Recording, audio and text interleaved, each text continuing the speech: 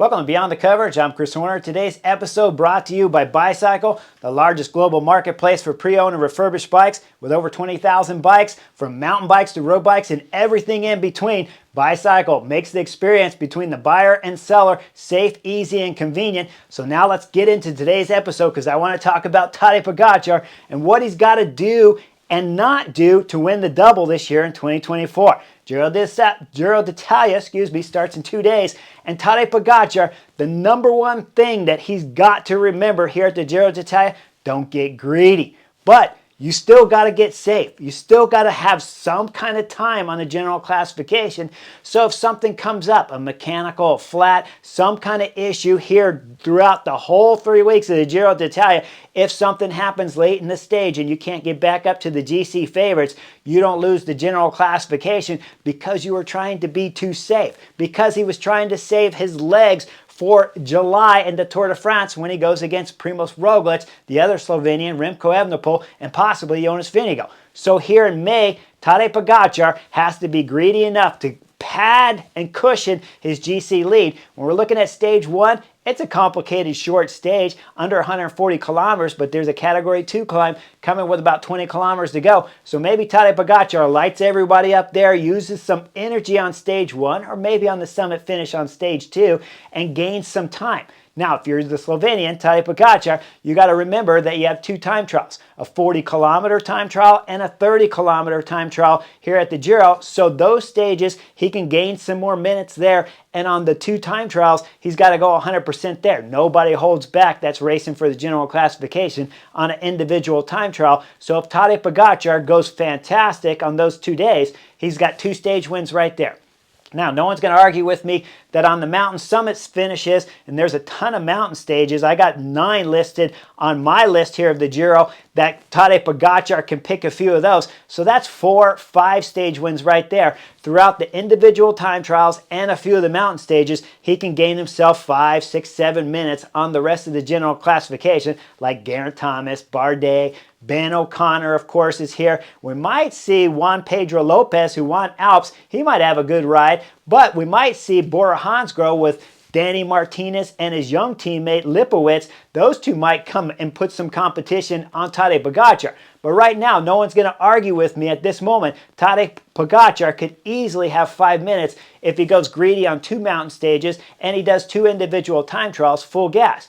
But he needs to remember the Tour de France in July is coming, and you only have about 5 weeks between the Giro and the Tour starting proper to be able to recover.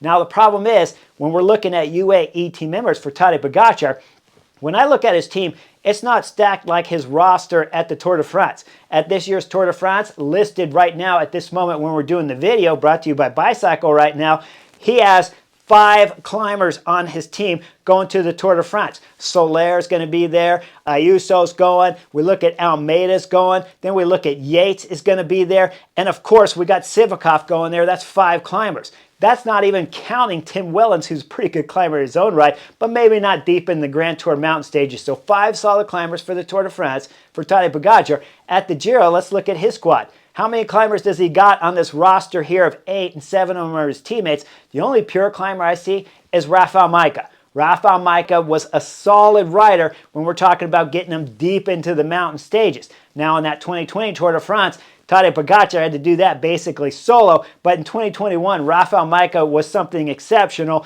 And then in 2022, when we look at Rafał Majka, well, his chain broke, he hit his knee, and he dropped out. That's one of the dangerous parts when we start looking at this Giro d'Italia and the roster for UAE team members. There's only one pure climber. His name's Rafał Majka, like I told you. But if he crashes out, if he gets sick, if he catches COVID, if he falls off his bike at the wrong time, Tadej Pogačar doesn't have a pure climber on his roster. When I started looking back down the list, Domin Novak, he looked exceptional at Liège-Bastogne-Liège. If you told me Domin Novak was going to go into the LBL and ride up La Redoute and blow the peloton up and launch Tadej Pogačar that deep into a monument race, I'd have said you're crazy. Domin Novak's not that type of rider. So maybe here at the Giro d'Italia, Domin Novak is a different rider than we've ever seen in the Grand Tours before. But at this moment, the only experience that I have when I'm watching Domin Novak is, of course, I've seen him at Tour of Slovenia and go a little bit deep in the mountain stages.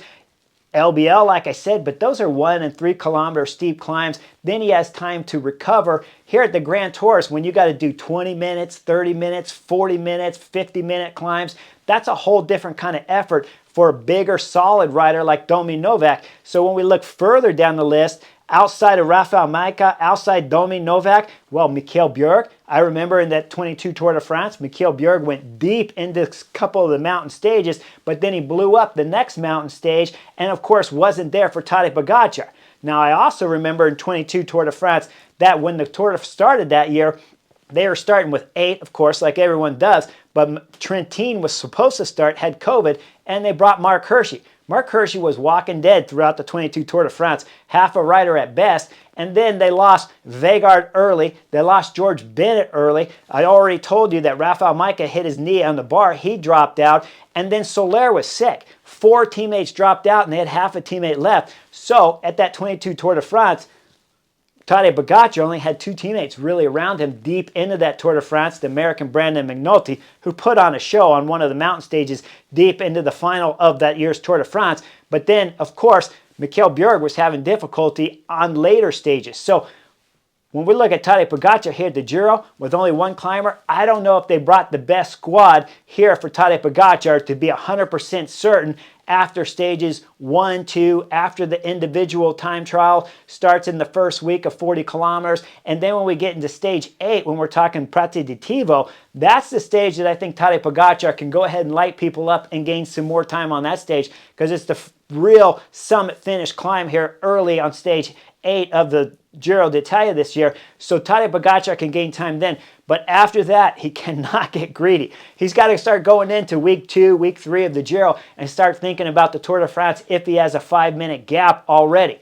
Now, the other dangerous things here at the Giro in 2024, Tadej Pogačar, as I always said, when the mountains come down, the level of the competition starts becoming more even.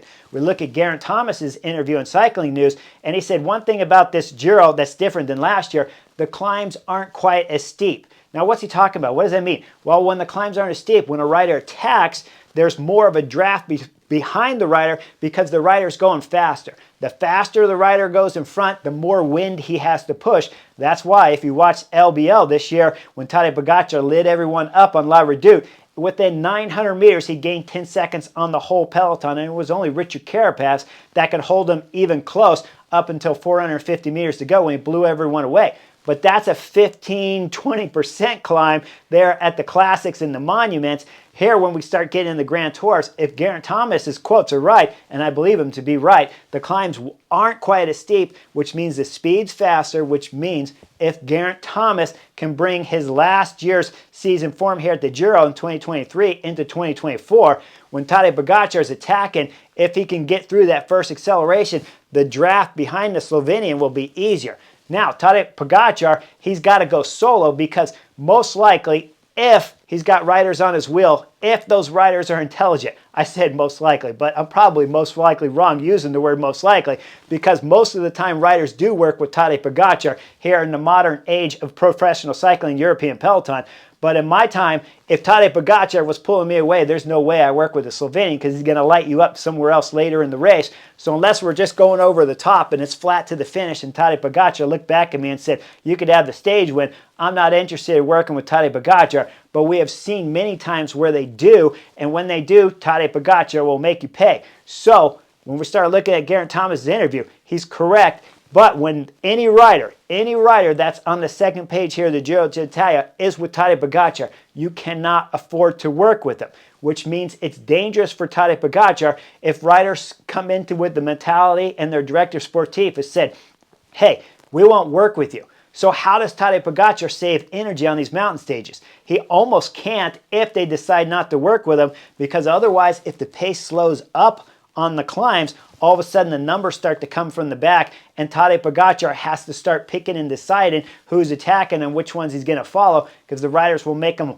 look at him and make him bring him back. The problem with that tactic, though, If it doesn't happen in the first week and Tadej Pogačar already has a 5-minute gap, we already know guys are going to start racing for second place. I've seen interviews from Kian Utebrooks where he says racing for the young jersey would be a priority for the Visma Lease bike rider. So you have those kind of factors always coming into play at the Grand Tours where riders want to race for second and third podium spot. Ideally, that's what they're going to be racing for here at the Giro d'Italia. But hopefully for us fans on the Chesterfield, nobody works with Tadej Pogačar. Now, we get through the mountain stages. I've covered the individual time trials, but the most dangerous stages for Tadej Pogačar are the stages that aren't the summit finishes, that aren't the flat individual time trial stages, or the first time trial stage of 40K that has a climb to the finish. Those stages are easy for Tadej Pogačar to control if he doesn't have a Rafael Majka with him, but Rafael Majka has got him slightly up the last and final climb of those stages. Then he just lights it up, he goes to the top. He only has to burn a little bit of energy, right? He's not being greedy. He rides 5, he rides 15K going up the climb. No big deal. Saves some energy, gains some time. But these flatter stages at the Giro, there's 3 stages for the breakaway specialists. Those stages and the 7 sprinter stages, if we start talking about deep into the sprinter stages with 30 kilometers to go, guys, the peloton is going 50, 60 kilometers an hour. And if Tadej Pogačar has a mechanical at that moment, that is the most dangerous section in this year's Giro d'Italia for the Slovenian, is if he has a mechanical, flats, or something happens within the last 30 kilometers. Because if the Slovenian goes out the back, you're going to have the sprinter teams on the front going full gas, and you're going to have whoever's sitting second and third, and their teams are going to be on the front of the peloton. They're going to be doing 60 kilometers an hour. And again, when I started looking at UAE team members, it's not a stacked team because especially when you look all the way down to the bottom of the list, that's Milano down there who's their sprinter. So the sprinter might be a rider that we all know how dangerous sprints are on stages 3 is the first sprint stage. Let's say Milano goes in and he does the sprint. This is going to be an epic sprint stage here on stage 3 of the Giro because they have the best sprinters in the world at this year's Giro d'Italia. I mean, it's stacked. It's littered with guys. Olaf Koy's here. Caleb Ewan's coming. Fabio Jakobsen's here. Tim Miller's here. So it's stacked, which means it's going to be a drag race, and the teams are going to be going full gas on these flatter stages coming in the finish. If Milano gets tied up and crashes, Tadej Pogačar loses another rider that he's going to need deep into this Giro d'Italia, not to help him win, just to help him stay a little bit fresher so he can go into July and win. So when you look at the Giro and you look at UAE team members and you think, okay, Rafael Majka's here, but let's say he has an issue and he's out early, Tadej Pogačar is going to have to spend more work. They go into the sprint stages, Milano crashes, he's lost a teammate there, maybe Oliveira goes down on one of the crashes, who will be the last lead-out man for Milano. Those 2 riders are crashed. All of a sudden, he could be down numbers and in a difficult situation where even though Tadej Pogačar, I believe, will win this year's Giro d'Italia, he might have to spend some energy at points in time because his team's not so stacked. When you start bringing sprinters, you start taking away guys that are looking after Tadej Pogačar along the flatter stages because he's trying to win those stages. So Tadej Pogačar's got 1 less guy around him, if not 2 or 3, because he's going to have other guys trying to do the lead out for Milano. So I don't like the pick here for UAE team members when we're talking about the Giro d'Italia of their team list bringing a sprinter, especially if Tadej Pogačar is trying to do the double. But I still believe he'll get through the Giro here, win the Giro d'Italia, but will he be too greedy? Will he try to win 10 stages here at the Giro d'Italia? That's going to be the most interesting thing sitting on the Chesterfield when we're talking about the general classification. If there's no hiccups for the Slovenian outside when we're talking crashes, it's going to be how greedy will Tadej Pogačar get here at the Giro and how much of that energy will he use at the Giro that he may need for July's Tour de France run against Remco Evenepoel, Primož Roglič, and hopefully Jonas Vingegaard makes it for Visma Lease bike for the 2024 Tour de France. Remember, if you're in the market for a pre-owned bike, go visit Bicycle, like and subscribe. I'll see you guys on the next edition real soon.